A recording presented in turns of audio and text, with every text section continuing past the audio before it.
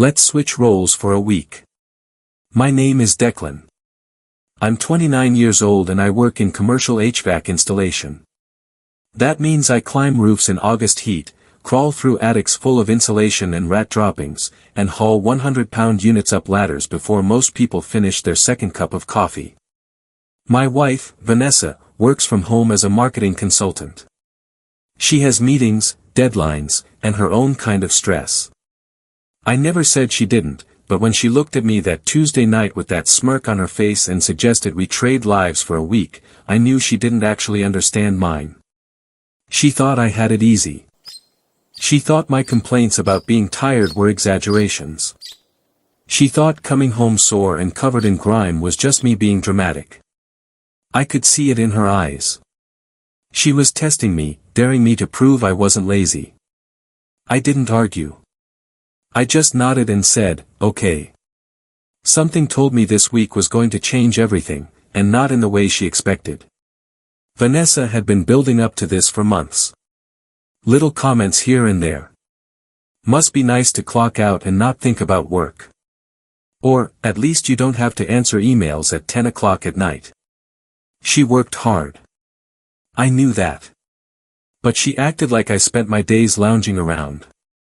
Like manual labor wasn't real work because it didn't happen behind a screen. When I came home exhausted, she'd roll her eyes. When I asked her to handle dinner because I was too wiped out, she'd sigh like I was asking her to climb a mountain. I started noticing how she framed everything. Her job was intellectual, demanding, important. Mine was just physical, just a paycheck. She never said it outright, but I felt it every time she talked about her day like it was a battlefield, and mine was a playground. I'd been carrying that weight quietly, trying not to make it a fight.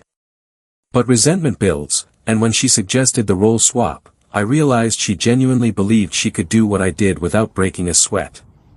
That confidence bothered me more than anything. It wasn't just ignorance, it was dismissal.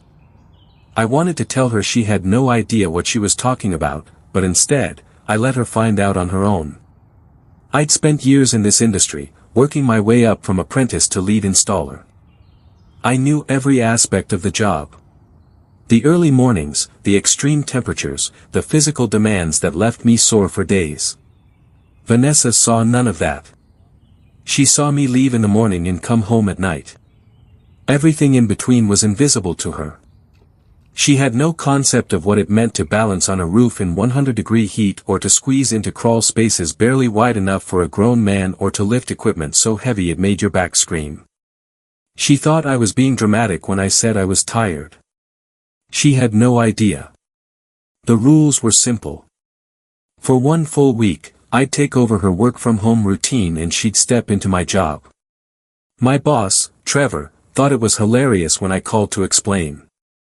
He agreed to let her shadow the crew, do the grunt work, and see what a day in my life actually looked like.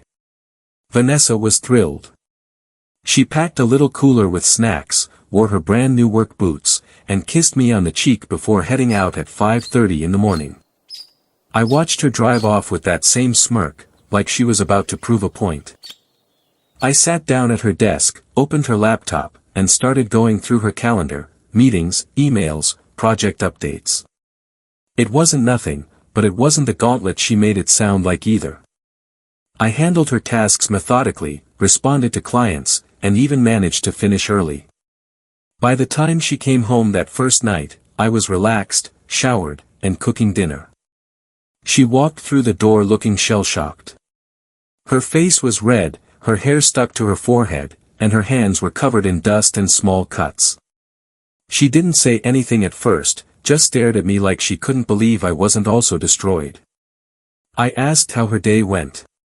She muttered something about it being harder than expected and went straight to the shower. I didn't push.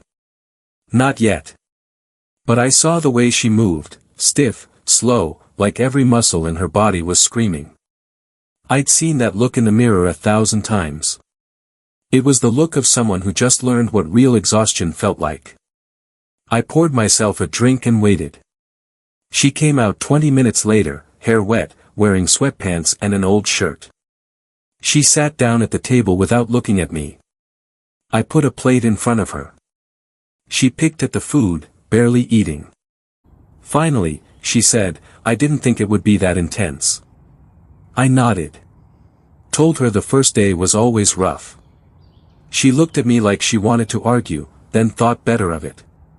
She finished eating in silence and went to bed at 8:30. I stayed up, finished the last of her emails, and thought about how the next 6 days were going to go. Part of me wanted to let her off the hook. But a bigger part knew she needed this. She needed to understand what she'd been dismissing for so long. She needed to feel the weight I carried, the exhaustion I lived with, the reality she'd been ignoring. Day 2 broke her. I got a text around noon. "I can't do this." I didn't respond. She called 20 minutes later and I let it go to voicemail. When she finally came home, she was crying. Not just tired tears, full-on sobs. She collapsed on the couch and told me everything. The roof work terrified her. The heat made her dizzy. The weight of the equipment hurt her back. Trevor had her doing the simplest tasks, and she still couldn't keep up. She said the guys on the crew were nice, but moved too fast, expected too much, didn't stop to explain every little thing. She felt stupid. She felt weak. She looked at me with wet eyes and said, "I didn't know it was this bad." I wanted to feel sympathy. Part of me did, but another part of me, the part that had been swallowing her dismissive comments for months, felt something colder. Vindication, maybe. I didn't gloat.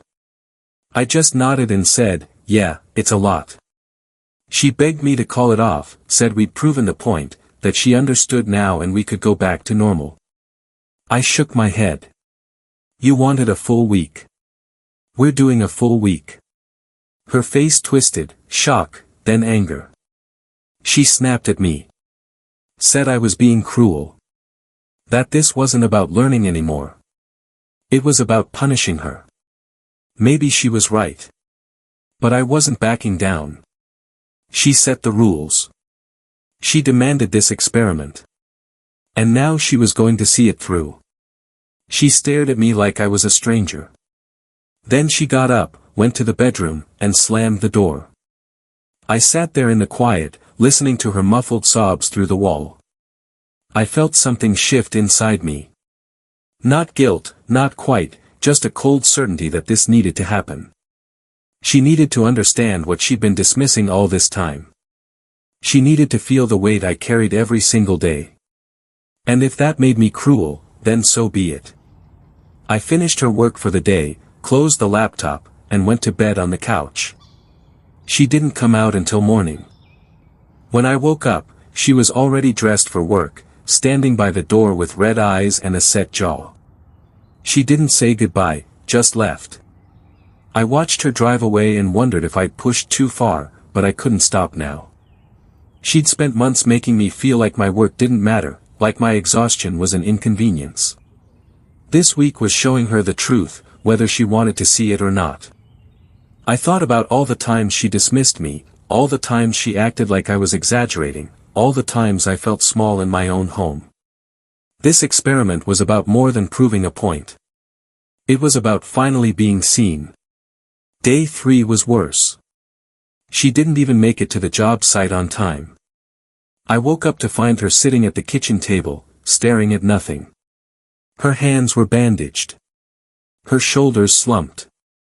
She looked at me and said, "I can't go back out there." I told her she had to. She screamed at me, called me heartless, said I was enjoying watching her suffer, that I was supposed to be her partner, not her enemy. I stayed calm. I reminded her that this was her idea. That she accused me of exaggerating, of being lazy, of having it easy. That she spent months making me feel like my exhaustion didn't matter because her job was somehow more legitimate. I told her I wasn't punishing her. I was just holding her to the same standard she held me to. She broke down again, but this time it was different. She wasn't crying because she was tired. She was crying because she finally understood. She saw the gap between what she thought my life was and what it actually was. And she hated that gap. She hated being wrong. I didn't let up. I told her to call Trevor and let him know she'd be there. She refused at first, but I didn't argue. I just went about my day handling her work like it was routine, because it was. Around 10 o'clock in the morning, she finally got dressed and left. I got a call from Trevor later that afternoon. He said she tried, gave her credit for that, but she was moving slow, making mistakes, and clearly miserable. He asked if I wanted him to send her home. I said, no, let her finish the day. When she came back that evening, she didn't say a word, just went straight to bed. I finished her last 2 client emails, closed the laptop, and sat in the quiet. I realized something important. This wasn't just about proving a point anymore. It was about respect. She'd lost sight of what I contributed. She'd stopped seeing me as someone who worked just as hard as she did, just in a different way. And I'd let it slide for too long, hoping she'd come around on her own. She didn't. She needed this. She needed to feel what I felt every day, the physical pain, the mental exhaustion, the way your body screams at you to stop, but you keep going because bills don't pay themselves. She needed to understand that my job wasn't easy just because it didn't involve spreadsheets and conference calls. I thought about all the times I came home and she acted like I was being dramatic.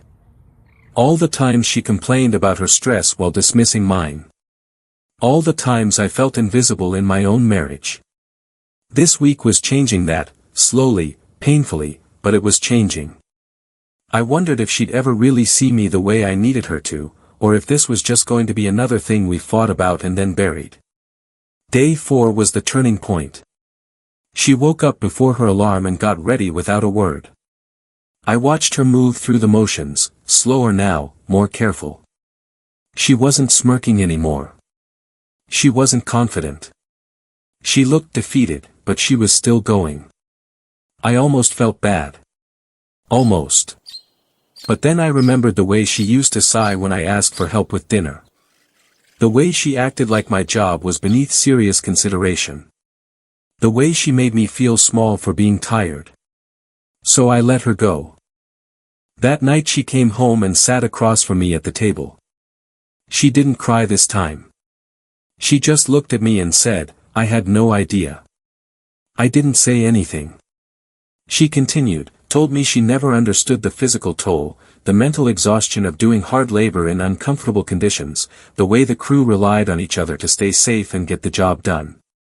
She said she felt embarrassed, not just because she couldn't keep up, but because she'd been so dismissive of what I did every single day. She apologized. It was genuine. I could tell. But I also knew this apology wouldn't have come if I'd caved on day 2. If I'd let her off easy, she'd have walked away thinking she tried and it was just too extreme an experiment. She needed the full week to really see it. I thanked her for the apology, but told her we were finishing what she started. She nodded. No argument this time, just acceptance. She asked me how her work was going. I told her the truth. It was manageable. Busy, sure, but nothing I couldn't handle. She looked down at her hands, still bandaged, and said, I always thought what I did was harder. I didn't rub it in, just told her they were different kinds of hard. She shook her head, said, no, I was wrong. That she'd been measuring difficulty by how much mental stress she felt and never considered that physical exhaustion was just as valid. That she dismissed my work because it didn't fit her definition of hard. She said she was ashamed. I told her shame wasn't the point. Understanding was. She nodded again.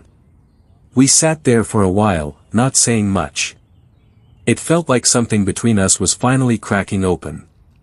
Not breaking, just opening, letting air in where there had been nothing but tension and resentment for months. I realized I'd been angry at her for longer than I wanted to admit. Angry that she didn't see me. Angry that she took what I did for granted. This experiment forced her to confront that. And watching her sit there, humbled and genuinely apologetic, I felt some of that anger start to fade. Not all of it, but enough. I could see the shift happening in her. The way she looked at me now was different. Like she was seeing someone she'd overlooked for too long. It wasn't pity. It was respect. And that was what I'd been missing all along. Day 5 was quieter. She went to work without complaint. I kept handling her tasks, which by now felt almost automatic. I even started noticing inefficiencies in her workflow, little ways she could save time, things she overcomplicated because she was so focused on appearing busy. When she came home, she was exhausted but calmer. She thanked me for covering her work, said she didn't realize how much mental energy it took to stay on top of everything, even if the tasks themselves weren't physically hard. I nodded, told her I'd been saying that all along. She looked down, said she should have listened. I asked her how the job site went. She said it was still brutal, but she was learning to pace herself, to ask for help, to not be ashamed when she couldn't lift something. She said Trevor told her I was one of his best guys because I never complained and always showed up ready. She said it with a kind of awe, like she was hearing about me for the first time. It stung, realizing she'd never really known who I was at work. But it also felt good, like something was shifting, like she was finally seeing the man she married instead of just the tired body that came home every night. Day 6, she came home looking different, not just tired, but thoughtful. She told me she spent the lunch break talking to one of the older guys on the crew, someone named Vincent, who'd been in the trade for 30 years. He told her stories about working through injuries, through family emergencies, through seasons so hot or cold it felt inhuman to be outside. He told her about guys who burned out, who got hurt, who left the industry because their bodies gave out. She said it made her realize how much strength it took to do this work year after year, how much I'd been enduring without complaint. She looked at me and said, "I took you for granted." I didn't disagree. She said she understood now why I was so tired all the time, why I didn't want to go out on weekends, why I sometimes snapped when she asked me to do one more thing around the house. She said she saw me differently now, not as lazy or dramatic, but as someone carrying a weight she'd never acknowledged. She said Vincent told her that good HVAC guys were rare because most people couldn't handle the demands, that the ones who lasted were tough in ways most people never had to be. She said she felt ashamed that she'd never seen that in me, that she dismissed something that required so much strength and endurance. Day 7 was the last day. When Sunday night rolled around and the experiment officially ended, we sat down together and talked for hours. She admitted she'd been wrong, not just about the difficulty of my job, but about the way she treated my contributions to our life. She said she got so caught up in her own stress that she stopped seeing mine. She said she took me for granted, assumed I'd always just handle things, and never questioned whether I was struggling, too. I told her I felt invisible, that I spent months trying to tell her I was tired, that I needed support, and she brushed it off every time. She cried again, but this time it felt different, like she was really hearing me. She promised to do better, to see me, to respect what I did, not just tolerate it. I believed her, not because the words were perfect, but because I'd watched her face reality head-on and come out the other side humbled. She couldn't handle 2 days of what I did every day. That truth changed everything between us. It gave us a foundation we'd been missing, mutual respect, understanding, recognition of what we each brought to the table. The real shift came in the weeks after the experiment ended. Vanessa started asking about my day. Not in a polite, surface-level way, but genuinely wanting to know. She asked about the projects, the crew, the challenges. She stopped rolling her eyes when I came home tired. She started pulling her weight more around the house without me having to ask. One night about 2 weeks later, we were sitting on the couch and she turned to me and said, "I don't know how you do it." I asked what she meant. She said, "I couldn't last a week." "You do it every day.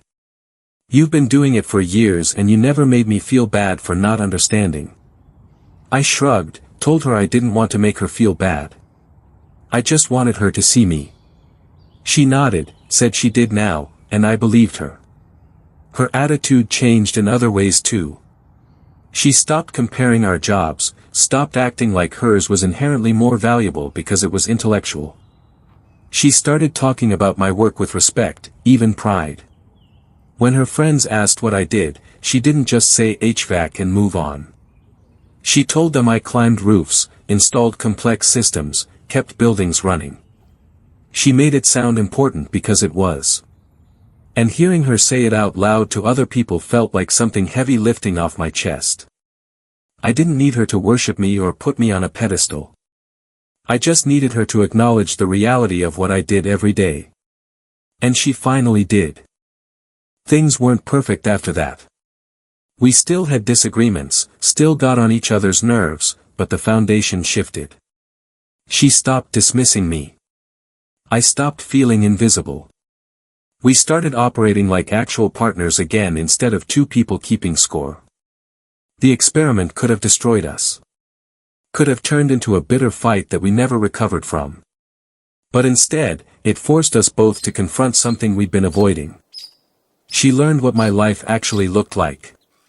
And I learned that sometimes people don't understand until they're forced to live it. Vanessa went back to her work and I went back to mine. But we both carried something new with us, a respect that hadn't been there before. A recognition that we were both working hard, just in different ways, and that was enough. Vanessa never suggested another role swap. She never made another dismissive comment about my job. And when I came home tired, she didn't sigh or act put out. She just asked if I needed anything and let me rest. That small change meant everything. It meant she saw me. It meant she understood. The week she spent trying to live my life broke her down, humbled her, and rebuilt her perspective from the ground up. She faced the consequences of underestimating me. And those consequences weren't cruel or petty. They were just real. She couldn't handle what I did. And that reality reshaped our entire relationship. She walked away with bruised hands, sore muscles, and a newfound respect that changed how she treated me every single day. I walked away knowing I'd finally been seen for who I really was and what I truly carried. The invisible weight I'd been bearing alone finally had a witness. Reality hit hard, but it hit exactly the way it needed to.